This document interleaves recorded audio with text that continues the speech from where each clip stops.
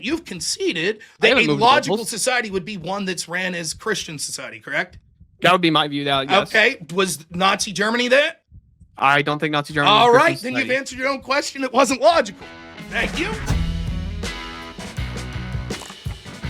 Yeah, so when we're talking about logic in this sense, are we talking about just the basic 3 laws of logic? I would think logic, we're basically talking about truth. What's perfectly logical? Yeah. So laws of logic that lead to truth, right? Wouldn't matter if you're just the 3 laws of it or however you want to get to it. Well, if you're trying to if you want a society that appeals to logic constantly, the question that's going to end up happening is how do we justify where logic comes from? And the only way you can do that is through a God. Sure. God has to be the source for logic. Otherwise, it's just I agree with that. But I still think that it would be less humane. It's going to depend on how we define the term humane. Correct. That's what it's going to hinge. So I think. How would you define it? I'm just looking, right? Marked or motivated by concern with alleviation of suffering. Yeah, we can actually go. So alleviation of suffering. Mm-hmm. So no, I don't think that would be a good I don't think. Okay. So that's the first definition. How would you define humane? So I'm trying to understand. So if we're saying like if a society was perfectly logical, their goal would be to reduce suffering, or would not be to reduce suffering. Well, it depends on how we define humane. If we say being humane would be alleviating of suffering, then what this sentence would mean would be a perfectly logical society would lead to less concerns about alleviating suffering. I agree with that statement. How would you define humane? Do you agree with that definition? No, I don't think I agree with the definition. Okay, then how do you define it? Less humane to be less concerned with human life. Less life? Do you have anywhere that defines humane as concerned with human life? Is there anything wrong with giving a proprietary definition? Yeah, I think that we should choose to take definitions that we have shared meaning. All of language is about having shared meaning. And so if you choose to give a definition that no one else agrees with, then I could say I'm changing the definition of the word logical.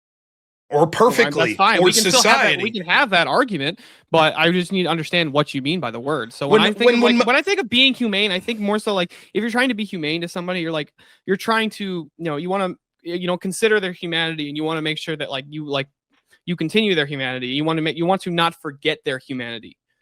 But it's not even just humanity, right? Like we have when you hear the word humane in our society, what's the first thing that comes to your mind? Being ethical. How about the Humane Society? I don't think of the Humane Society. I do. Like when I think of it, it's like, and what's the Humane Society dealing with? Only humans? No, they're dealing specifically with animals. Correct. Right. So the idea of humane being just about humanity is nonsensical. Okay, then by that definition, the Republic of Korea. What does that have to do with anything? Well, because the word humane's in it, therefore it has to be. But it's clear that as a society we understand the word humane means something more than just human life. We have other words. What does humane appeal to? What is the root word of humane? It would have to be human. It doesn't matter. It applies to being just because that's the root word doesn't mean it only applies to humans. Okay, so a society so from your view, a society that's perfectly logical would care less about animals? Yes. They would care less about the part of the humane I'm talking about is the idea of suffering and distress. Characterized by tenderness, compassion, sympathy for people and animals, especially for the suffering or distress. I think one that was perfectly logical, i.e. God's law, is less concerned about the suffering that we see on earth and what we consider suffering. It's more concerned about more biblical truths and actual objective morality. If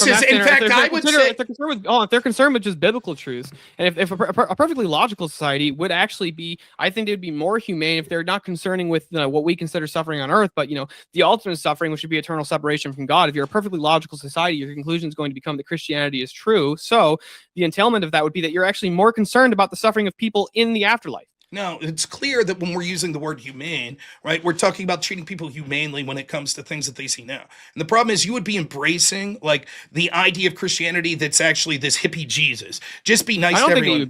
For example, it would be like, well, we wouldn't have deportations. That would be unhumane. No. Hippie Jesus is the opposite of logic. If you actually go the hippie Jesus route, that totally contradicts the Bible. Totally contradicts the church. What I'm saying is right now, one of the arguments that people make is it's not humane to have mass deportations, correct? Yes, but they can't actually substantiate that argument. There's no logic behind the moral claim. Say that it literally. How are they more logical? It literally causes suffering. right? Okay. All right, that's Yeah, it causes how suffering. we of society have determined humanity, or what humane is, right? That's how Well, we've suffering determined. suffering is actually going to be from the what I think suffering is going to be, entailed by how I view the world. And if I view the world through a Christian lens, I don't think that suffering is like, I don't think that, like, just because I don't affirm your gender, you're suffering. I don't think Does that's the God, case. okay, in your worldview, does God have us go through suffering? Yes. Okay, what is that? Give me an example of suffering that we see in a biblical sense. Fasting. Fasting. Okay. So that's something. How will we define that? Now, you would say, under your definition of how you're trying to play semantic games here, you would say, actually, that's not suffering because you're only concerned about your biblical soul, and that's something to make your soul better off. So actually, fasting's not suffering. Just because it causes No, you it's still pain. suffering. Why is it suffering? What about it makes it suffering? Because you're denying the things that you want. You're trying to deny your earthly wants and So your worldly it wants. causes a form of discomfort. Yeah, it causes a form of discomfort. Okay, so in that world, if we had a perfectly logical, so can you bring the topic back up again? Yeah, I want to make make sure I see mistake. it. So in that world, right, where we have suffering that would still be, it would be less humane. We'd be less concerned about that suffering because in a perfect logical world where we understand that we're being biblical, we don't care about being nice and looking nice. We would understand that, yes, it's okay to cause the suffering like fasting or like deporting people that don't fit in with our Christian worldview. That would be perfectly logical, and we wouldn't be concerned about that suffering, i.e., But humane. we would be concerned about the suffering of eternal separation from God. We would be concerned about the suffering of people not being part of the church. We'd be concerned about all kinds of different kinds of suffering. We would still be concerned about the suffering that children experience, like if they're being assaulted or if they're being. The key is the word humane, and when we use the word humane, we're talking about suffering here on earth. That's how the hold on. So would a perfectly logical society not still like try to stop the warriors to Papua New Guinea? Maybe, but it would be less concerned about being humane. It would be less overall humane. It doesn't mean that there would be. Of course. Now, like, okay, good. I'm glad that we've conceded it's about suffering here on earth. Great. That's why you brought up the Papua New Guinea thing. Yes, I'm not saying that it would be totally abject of having any concern for being humane. What I'm saying is there would be less. In a logical society, we would have, and it's like, look, we're in the image of Christ and we're pushing for a Christian biblical worldview. We would be less concerned about appearing nice and, oh, that hurt their feelings and, oh, those deportations did this. We'd be less concerned with that because we would understand that we have a logical aspiration to make it to the kingdom of heaven and to have a kingdom on this earth that mirrors that to the best of our ability. So it would be less concerned about, oh, but that hurt their feelings. Oh, that caused, some discomfort to them. Yeah, I agree. We'd be less concerned with those types of things, but we would still be. I think I win the debate. No, that's not a concession because I think a perfectly logical society would still try to do things like we want to stop people from like just beating people up unnecessarily, or just like curb stomping toddlers or throwing old people into wells. That would still be part of the perfectly logical, and every one of those events would still be suffering that a perfectly logical society would try to stop. A perfectly logical society would give out abandoned communism. How do you even think of a greater suffering on this earth than a communist society? No. Okay, so I'm glad that we've got you off the disillusionment that it has nothing to do with suffering here on earth. Great. Now we're in concession on that. Now, my argument is that it would be less concerned with that. Yes, there would still be concerned with being humane, right? But a logical society would have less concern with that because it is not logical to just have tenderness, compassion, sympathy, etc. for animals or people that are suffering or in distress. There are moral objects. Logic would be interested more, like we were talking about previously, with concepts of justice and universal truths that come from God. It wouldn't be because my feelings hurt. We wouldn't be concerned with that. So it would be less humane in the sense that its focus wouldn't be to alleviate suffering. Even God says suffering is good for us. Its focus instead would be on truth. Not always. Not all suffering is inherently good. I totally agree. But suffering itself's not a negative. It's not universally negative. Suffering itself isn't inherently. Right. So the concern would be less on, right now in society, would you not acknowledge in the current society we live that the prevailing narrative is that we have to worry about people's feelings and their suffering, and so we can't do things that would logically be good. In our country right now and in the Western world, we're being told that we can't deport people that are objectively bad for our society because it causes suffering and it's not humane. Yes, I do. I agree that the West has a bunch of suicidal empathy, but if the society was perfectly logical, we wouldn't abandon the idea of just like trying to be concerned about people suffering. No one said that. No one said that there would be no concern for being humane. What we said is it wouldn't be the central focus that we see that's prevailing right now, particularly in our Western world. Well, So a perfectly logical society would appeal to Christian ethics, and if you and I both agree that the Christian moral framework is actually the way that you ought to behave and how people ought to live, then we would still be concerned about all kinds of things about people's being humane. We would still try to be more humane because everybody would have the same moral framework that they're operating from. If the world was perfectly logical, they would be operating off the same exact framework. So we would all agree about what suffering means. We would all agree about what is humane. We would all agree about these things. No. If the world's perfectly logical, we wouldn't have the humanity which is characterized as being humane is a sympathy. We wouldn't have the perfectly logical person wouldn't have this, oh my God, I feel bad. I am tender to you. Again, the definition that I read, and you haven't provided a counter one, is characterized by tenderness, compassion, and sympathy for the people and animals, especially for the suffering or the distressed. Perfectly logical wouldn't be concerned with that. They would be more concerned with, are you logically doing what's necessary to go to heaven? Are you doing what's best for our society to advance? It wouldn't say, oh, your poor feelings. We're worried about you. We're sympathetic to your distress. That's what characterized being humane. So I it don't would think be less I don't think that humane. encompasses what we mean when we say humane. Then give me a definition. I'm not even okay. So I would say that for somebody to be inhumane would be for somebody to not actually consider the humanity of somebody. It's not just humanity. We've already acknowledged that all colloquial definitions of this include things like animals and other organisms that aren't just humans. So from your view, a perfectly logical society would be Hitler. No. Well, he didn't care about suffering. But that's, you're running it backwards. Just because a perfectly logical society would be less humane doesn't mean there wouldn't be any ability to be humane. And just because there are other societies that may be perfectly illogical that also wouldn't be concerned with being humane doesn't mean that a perfectly logical society would. Doesn't make it synonymous. Where was the illogical or the illogicality of Nazi Germany? It was basically an atheistic sort of. Hitler wasn't an atheist. He was certainly not Christian in the correct sense of it. Well, I would agree with you that he wasn't like a he Catholic didn't govern or in a biblical way. I would agree with you. He didn't. Okay, so was it a logical society? I don't see any contradiction in his view. So your argument is that Nazi Germany was a perfectly logical society. There's where demonstrate the contradiction that he held. Okay. What view did he hold that was contradictory? I believe that logic comes from objective truth, correct? You and I would agree on the source of logic. Okay. But can atheists use logic? They can attempt. No. Can they use logic? Yes, they could attempt, but they're going to be wrong. They could use the process of what they think would be logic. How would they be wrong? How would an atheist be wrong to make a basic deductive argument like Socrates is a man, men are mortal, therefore Socrates is immortal? How would the atheist be wrong in using that? Because their objective truth, right, is going to be subjective. They don't have an objective truth because I agree they couldn't ground it, but can they still do logic? Yes, I said they could use the process, but they wouldn't be able to get to objective truth. Right? I even agree with. Well, no, there are still atheists who argue for objective truth. I'm not saying they can actually ground it in the philosophical sense of You've already conceded. You're now. This is twice now that you've rolled back the argument. No, I don't think that they would be less humane still because the problem is you're shifting. You move the goalpost again. You've conceded that a logical society would be one that's ran as Christian society. Correct? That would be my view. Yes. Okay. Was Nazi Germany that? I don't think Nazi Germany. All right, then you've answered your own question. It wasn't logical.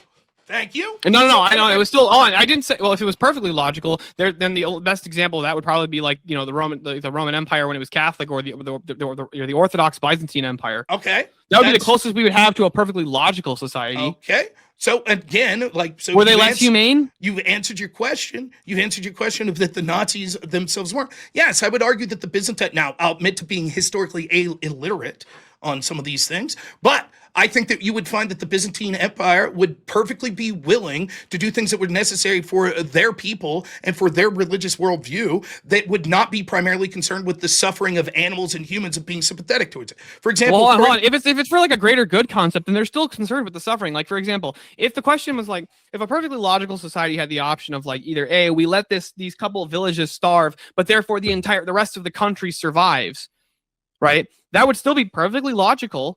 Not according to you. No, there's no contradiction there. Even of course. So define what's a perfectly logical society. I would say a perfectly logical society would be a society that appeals to that actually practices philosophy a lot, and they appeal to they're usually Christian theologians. Yeah. What do you mean usually? I didn't mean to say usually. I meant to say primary, or like as in like yes, the thinkers are Christians. So in that perfectly logical society, would you starve villages? I didn't say starve villages. I didn't say starve villages. I said they don't get involved in it. Would they do that? Would that be perfectly logical? I don't understand. Okay, so if we agree that a Christian would be a perfectly logical society, would a Christian nation not get involved, send missionaries to other nations? Because it doesn't say the world. This is a perfectly logical society, which could be any group that we want it to be. So if we had a perfectly logical Christian society, what makes you think that they wouldn't be concerned with the suffering of other people, even on this world? Even on the minute sense, like we don't want people living in mud huts that are starving to death. It's what we could see is two things. One, it would be perfectly logical to concern first and foremost with the people on this kingdom that you could control. For example, we could see biblically that it makes sense to take care of your family first and foremost, correct? Yeah, I would agree with that. And yeah, then therefore it would entail then your neighborhood, your right, etc. Your church. Yeah, the order of love. Yeah, I agree with okay, that. Right. Okay. So we get that. So therefore, it would necessarily not entail that in a perfectly logical society that you would use resources going to the rest of the world. In fact, this is anathema. You keep making a category error where you think that there would be no ability to be humane in this perfect This is anathematized? By what church is this anathematized? I'm sorry? You said this was an anathema. Like what church was this anathema? Let me explain, right? It's anathema to what we would really want because you're embracing. No, anathema is started by is established by the church and a council. Let me explain, right? What you're doing is basically embracing the status quo, where right now we have Christians saying, send us your money to these NGOs so that we can send all this USAID to Hold on, Africa. No. That's a straw man of my position. That's a straw man. It is absolutely, you're embracing the status quo because what I'm saying is. That's a straw man. No. The Orthodox Church and the Catholic Church both send missionaries to Africa constantly, not through NGOs, but through the church. And they do that constantly. These provide education for the people of Africa. And it's not taking your tax dollars to do so. That all that money is collected voluntarily. How is this less humane? Those are perfectly logical societies. All of that's true. That's still humane. It's being more humane than the secularists who just say, fuck it. Now, what I've said over and over again is that it's not that there wouldn't be any ability to be humane. It would be less of the focus, and so there would be less of it. So would there be? No. No. You can continue. You can continue to filibuster, so I can't make the point. Hold on. That doesn't make any sense. How would they do hold on. If they change what to answer what you say because I've generously answered your question over and over, and you're refusing to allow me. If they change what suffering means, if they have a different view of suffering means, how does that mean that what they think suffering is? They're still not going to be more focused on that, which would be more humane if their goal is to if their concern is human suffering, right? And they want to alleviate human suffering. If they're perfectly logical, operating from the Christian ethics basis, how would they not still be more focused on what the church thinks suffering is? Because right now we can see in the status quo that what we have is there is this over concern about what your sympathy is. I again go with the definition that you've conceded, which is humane is characterized by tenderness, compassion, and sympathy for people and animals, especially for the suffering or distressed. All I have to argue is that there would be less, not that there would be zero, that there would be less. So even though we could say that they would still be concerned with certain people that were under distress, they wouldn't be concerned as much with all the forms of distress that we currently see under the status quo. This is identified in the fact that we see the Christian religions that are actually less biblical in both of our opinions. They're the ones that are most likely to go, oh, my feelings, oh, hippie Jesus, oh, we got to send all this money and do this stuff, because they're hyper focused on being humane, on being nice, on alleviating and having sympathy for people's and animals' distress. Yes, some of those distress are real. We as Christians could say we want a society that stops people from starving to death. However, it would be less humane because we'd be less concerned about my feelings because we don't use the proper pronoun. Oh, no. That's from my view, that's not suffering. So they're not concerned less about the humanity there. They're still concerned about the greater question, which is that this person's in a state of delusion. That's the actual suffering. That's the thing that Christians argue against. They're still concerned with what's humane. They're still concerned with the suffering of these people. They have a different view of what the suffering is in the status quo. I agree. But I think if the entire world operated off of Christian basis, they would be far more concerned with what actually suffering is. What's actual suffering?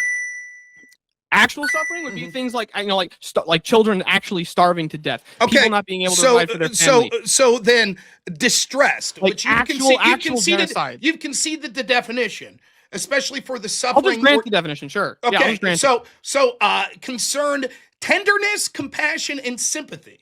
That's what you need. All three of them for people and animals. Yes, would the church not be this for people and animals? For the suffering or distressed. Okay, right? Define distressed. Distress would be entirely subjective to the person. Okay. I would say a person do you think that the church in this perfectly logical system would be hyper concerned with everyone who's distressed? Would the church be hyper concerned with everybody who's stressed? Probably not as much, but they You've would still be conceded concerned the with prompt. distress. Thank No, you. that's not a concession. No, hold on a Yes, sec. thank you. Is it on? Are all three of those necessary? Yes. All three are necessary Yes. for this definition. Demonstrate that all three are necessary in order for humanity to work. It says characterized by tenderness, compassion, and sympathy for people and animals. So those parts definitely necessary, right? Doesn't say or, it says and. Well, it depends on how we're defining distress. If you say somebody's in distress because they don't have food, like, yeah, I would say that I agree. They're suffering and they're in distress. Right, but what we're talking about is there would be less concern of people's distress. Because here's the big pile of everything that's distressed. A logical society could say, look, we're concerned about some of this because the distress is also connected to other things that are like actual, real, harmful suffering. Hold on a sec. Even if they're less concerned about the distress, they might still be more concerned about the suffering. So Again, how does that a concession at all? That just means what they prioritize. Because we could see that right now we would have a priority that would be more to the things that are interested into a biblical society, right? We would understand right now in the status quo that's illogical. We are hyper fixated on people's feelings, on their perceived suffering, on their perceived distress, right? The biblical perspective would say we don't go out of our way to be overly sympathetic to every single person that's suffering or every single person that's distressed. No. You've already conceded this would by default mean that you would have less sympathy and concern and less tenderness, which is one of the words. You've conceded tenderness. What do you think tenderness means? Tenderness, I would say compassion and grace. Okay, like tenderness. To me, that's like, cheating with kid gloves. No, I don't think that's what tenderness isn't what the idea of Christian tenderness let's look up the definition of tenderness. Tell me what you think tenderness means. I would say tenderness would be compassionate and graceful. Let's see. Like not being super harsh. The quality, this is from Cambridge, the quality of being gentle, loving, or kind. Yeah, can you actually? Yeah, you and I would both agree that being gentle, loving, and kind are all oughts that they're virtues that Christians should practice, right? No, not always. I didn't say always, but there are Christians there are things that Christians should practice. Do you think, for example, you should be kind? You should be gentle. Do Protestants practice being gentle too much? Protestants, yeah, but I don't think they're Christians. Okay, right. So in a logical society, which would separate itself from the status quo, we would be gentle less. No. Yes. No, we wouldn't be. No, Why I not? say they have the wrong idea. The wrong idea of what gentle is. What? So now define gentle. To be gentle, I would just say to not be not be incredibly combative with everything. Okay. So do you think in a perfectly logical society we would be incredibly not being combative as much? Yeah, actually.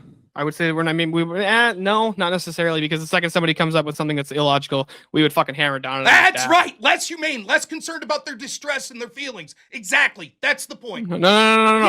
Yes. In order for what the Christian thinks what being good to somebody is, right? It's not what the modern idea of what people think being good means, what being kind means. To be good to somebody is to want the best for them. To love somebody is to will the best for them, right? How could you ever say that if our goal as Christians, as a Christian society, would be that we want to will the good of everybody else, and we would do things that would actually make that a case, that would be less concern about the actual suffering of people, less concern with the actual distresses of people, and less concerned with not being tender towards people? How could you actually say that if the idea that we're practicing Christian virtue? Because we can actually see through the Bible and through what actual God's virtues were that being distressed and suffering is not always a bad thing. Our priorities, it depends on what the idea of distress and suffering is. That's right, but it's not always a bad thing. Right now, in the not perfectly logical society, there is an overabundance of care for all of those things. In a perfectly logical society, so much of that distress and so much of that suffering would not be sympathetic from the people that are in that society. Because we would understand that those aren't, if the logical society would be concerned with sort of the kingdom of heaven. And so they wouldn't be concerned about the distress that we see with people, mass distress of like pronouns, or you can't kick illegals out of the country, etc. No, we would more so be concerned about like the 62 billion babies that are the 62 million babies or 62 million babies that have been aborted in the United States. We would be more concerned about the the 44 what was the global number? I'm trying to remember. It was in the billions, I think. It wouldn't be about being gentle to it, though, which is what you've conceded to be part of it. There would be we wouldn't care about people's feelings. We wouldn't say, right now what we say is, So many Protestants and people like that say, oh, yes, we're concerned about that, but we don't want to shame people. We don't want to hurt people's feelings. We don't want to make it totally illegal because there's an overabundance of care to a No. You can be kind, you can be gentle, and you can be strict. At the exact The problem same time, is you've already conceded. You've already conceded in the status quo, particularly even with the Protestants, you've conceded that they're overly gentle, that they're overly humane, which means that the logical society would be less of No. I think the opposite of that. Dude, Protestants are doing the most work to try and get abortion banned. They're doing the absolute most work to try and get LGBT stuff overturned. Even though I don't agree with the Protestant theology, but last talk for solo judge. Are there more Protestants in the United States than Catholic or Orthodox? Well, yeah, do I need to explain per capita to you? Like the idea of this? Just because there's more of them, the veracity of which they're advocating for these things are not as much as like the Orthodox Church. There have to be more than the Orthodox Church. The Orthodox Church is less than 1% of the United States population. But you fool! Then by that metric, is more than 50% of the country Protestant? No, I don't think it's that. What percentage of the country is Protestant? I think it's somewhere around 30 to 40. Oh, and yet they've allowed abortion. And the system you talked about that was more logical didn't. 72 votes locked in, and 81% said the winner of the 1v1 is Rob Noer.